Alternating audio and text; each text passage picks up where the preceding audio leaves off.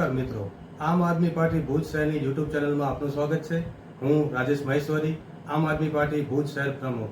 મિત્રો, રામનગરી વિસ્તારમાં અંબિકા ચોક પાસે ઉભરાતી ગટરના નિવારણ માટે આજ રોજ આમ આદમી પાર્ટીના કાર્યકર્તાઓ અને હોદ્દેદારો દ્વારા ભુજ નગરપાલિકાના મુખ્ય અધિકારીને ઉભરાતી ગટરની સમસ્યાના નિવારણ માટે આવેદનપત્ર પાઠવવામાં આવેલ છે। જય હિન્દ। આજ રોજ આમ આદમી પાર્ટી એક રજૂઆત કરવા માટે આવી છે ભુજ વોર્ડ નંબર 3 રામનગરી વિસ્તારની। તો જ્યાં આજે ઘણા સમયથી 2 વર્ષથી ગટરનો પ્રોબ્લેમ છે ને ગટરનો કોઈ ઉકેલ લેવામાં નથી આવતો। આમ તો જોવા જઈએ તો 600 મીટરની ગટર પાઇપ ખરાબ છે। તો તે વખતે રજૂઆત આમ આદમી પાર્ટીથી 100 મીટરની કામ થઈ ગયો છે પૂરો, તો હજી પણ 500 મીટર જેવો કામ બાકી છે।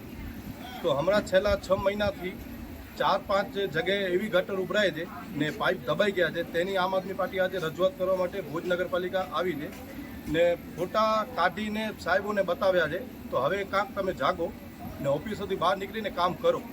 આજે છેલ્લા 2 વર્ષથી રામનગરી વિસ્તારના લોકો ગટરથી બહુ પરેશાન છે ને બાજુમાં જ મંદિર છે, આંગણવાડી છે, સરકારી સ્કૂલ છે ને મેઇન રસ્તામાં ગટર ઉભરાય છે।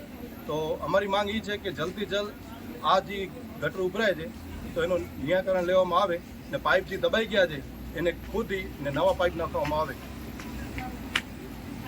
બીજા વ્યક્તિ સાહેબ હતા તો સાહેબ 600 મીટરનો પાઇપ આખો ખરાબ થઈ ગયો છે ને આજથી 25 વર્ષ પહેલા જે કામ થયેલ હતો જી બરાબર, તો એ 6 ઇંચના જે નાના પાઇપ આવે છે તો અમારી માંગ એ હતી કે અમને ફૂટના પાઇપ કરી આપો।